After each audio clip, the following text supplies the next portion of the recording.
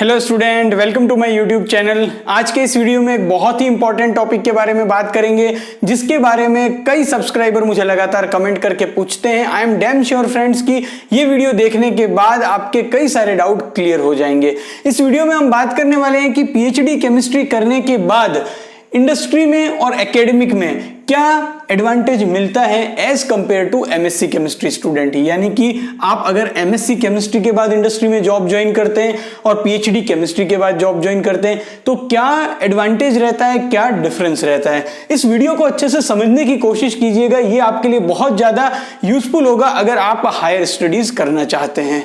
सबसे पहले अगर हम बात करें फ्रेंड्स तो पीएचडी यानी कि research, PhD doctor of philosophy यानी कि एमएससी केमिस्ट्री के बाद अगर आप आगे फर्दर हायर स्टडीज करना चाहते हैं तो आप क्या करते हैं, पीएचडी करते हैं। और पीएचडी का मतलब क्या होता है, रिसर्च। तो यहां पर पीएचडी में एक रूटीन जो एग्जाम होते हैं, जैसे कि एमएससी केमिस्ट्री में आप एग्जाम देते हैं, पास हो जाते हैं, वैसा यहां पर नहीं होगा। पीएचडी केमिस्ट्री में आपको रिसर्च करनी होगी और लगभग यहां पर आपको समय लग जाएगा 4 to 5 ईयर। तो बहुत सारे स्टूडेंट के मन में ये डाउट आ जाता है कि सर एमएससी केमिस्ट्री होने के बाद अगेन 4 to 5 ईयर स्पेंड करना वर्थ है क्या। तो मैं यही कहना चाहूंगा कि अगर आप पीएचडी केमिस्ट्री करना चाहते हैं तो एमएससी केमिस्ट्री जब आप करते हैं उसी समय आप सीएसआईआर नेट की प्रिपरेशन कीजिए, गेट की प्रिपरेशन कीजिए और फेलोशिप के साथ पीएचडी कीजिए।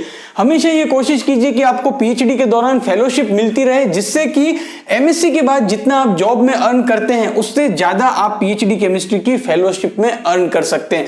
यहां पर अगर आपको मैं बताऊं तो पीएचडी के दौरान आपको 30 to 35K her month fellowship मिलेगी अगर आप सीएसआईआर नेट का एग्जाम क्लियर कर लेते हैं। ये फेलोशिप आपको मिलेगी 5 ईयर तक। एमएससी केमिस्ट्री के बाद बहुत कम ऐसी जॉब होती है जो कि 30 to 35,000 पर मंथ आपको सैलरी ऑफर करती है। तो सबसे बड़ा एडवांटेज क्या हो जाता है, आपको जॉब से भी ज्यादा सैलरी मिलती है यहां पर फेलोशिप के रूप में और आपकी हायर स्टडी भी हो जाती है। अब इसके इंपॉर्टेंस की बात करें तो अगर आप पीएचडी केमिस्ट्री करने के बाद आप ज्वाइन होते हैं किसमें, इंडस्ट्री में।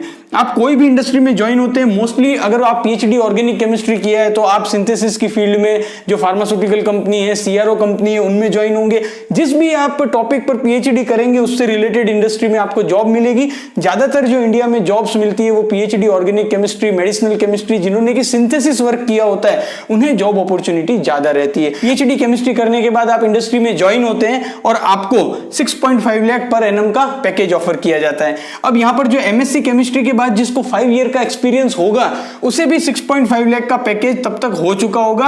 यानी कि एमएससी के बाद उसको जब 5 ईयर का एक्सपीरियंस हुआ तो उसका पैकेज भी 6.5 लाख है। अब आप कहेंगे कि दोनों का पैकेज तो सिमिलर है, लेकिन यहां पर जो कैरियर ग्रोथ होगी वो पीएचडी केमिस्ट्री स्टूडेंट की ज्यादा होगी और यहां पर जो आपको डेजिग्नेशन मिलेगी वो भी अच्छी मिलेगी। आज से कुछ साल पहले ऐसा हुआ करता था फ्रेंड्स कि जब एमएससी के बाद भी आप इंडस्ट्री में अच्छी ग्रोथ कर पाते थे, लेकिन आज के सिनेरियो में जब पीएचडी ही इतनी ज्यादा लोग कर रहे हैं तो उस वजह से कंपटीशन में बने रहने के लिए आपके पास पीएचडी का होना जरूरी है। तो पीएचडी आपको यहां पर कैरियर ग्रोथ में बहुत ज्यादा इंपॉर्टेंट होगी। यहां पर एक बात और बता दूं कि पीएचडी केमिस्ट्री करने के बाद आपको जॉब मिलने में हो सकता है कि थोड़ा टाइम लगे, क्योंकि पीएचडी की जॉब एमएससी के कंपैरिजन में कम होती है, लेकिन जैसे ही जॉब मिलेगी उसके बाद आपकी जो ग्रोथ होगी वो बहुत ही अच्छी होगी।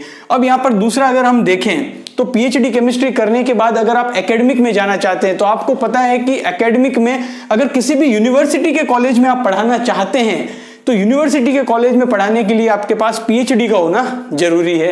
वहीं अगर किसी भी कॉलेज में आप पढ़ाना चाहते हैं तो कॉलेज में पढ़ाने की जो एलिजिबिलिटी है वो है एमएससी प्लस नेट, लेकिन पीएचडी अगर आपकी होगी तो आपको हमेशा प्रेफरेंस मिलेगी। तो पीएचडी का एडवांटेज एकेडमिक में भी है। इसके अलावा अगर आप आईआईटी की कोचिंग में, नीट की कोचिंग में, इनमें भी अगर आप जाना चाहते हैं और अगर आपके पास पीएचडी है तो आपको डेफिनेटली एडवांटेज मिलेगा। यानी कि एकेडमिक में और इंडस्ट्री में दोनों ही जगह एडवांटेज हैं। हाँ, हम ये कह सकते हैं कि यहां पर आपको 4 to 5 इयर्स जो है वो इन्वेस्ट करने होते हैं, लेकिन उसके लिए भी मैंने आपको बताया कि आपको एमएससी में जब आप एडमिशन ले लेते हैं उसके बाद ही आप सीएसआईआर नेट की प्रिपरेशन कीजिए, जिससे कि आपको फेलोशिप मिलती रहे, आपकी पीएचडी हो जाए और उसके बाद आप इंडस्ट्री या एकेडमिक कुछ भी ज्वाइन करें तो वहां पर आपको एडवांटेज हो। मैंने अब तक के अपने इंडस्ट्री एक्सपीरियंस में देखा है कि कई लोग ऐसे हैं जो कि एमएससी केमिस्ट्री के बाद जॉब ज्वाइन करते हैं, लेकिन जब इंडस्ट्री का सिनारियो देखते हैं तो उन्हें भी कहीं ना कहीं यह फील होता है कि आगे ग्रोथ के लिए पीएचडी जरूरी है और उसके बाद फिर वो पीएचडी केमिस्ट्री करते हैं। आपको मेरी यही एडवाइस होगी कि आप अभी एमएससी केमिस्ट्री में हैं या फिर अभी बीएससी केमिस्ट्री में हैं,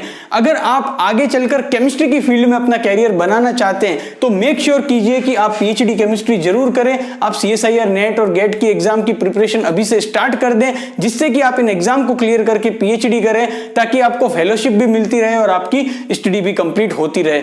अंत में यही कहना चाहूंगा फ्रेंड्स कि अगर आप पीएचडी केमिस्ट्री करना चाहते हैं तो आप में रिसर्च एप्टीट्यूड का होना बहुत ज्यादा जरूरी है, आप में पेशेंस का होना बहुत ज्यादा जरूरी है और सबसे इंपॉर्टेंट बात, केमिस्ट्री के साथ आपका मजबूत बॉन्ड जरूरी है। Thank you for watching this video.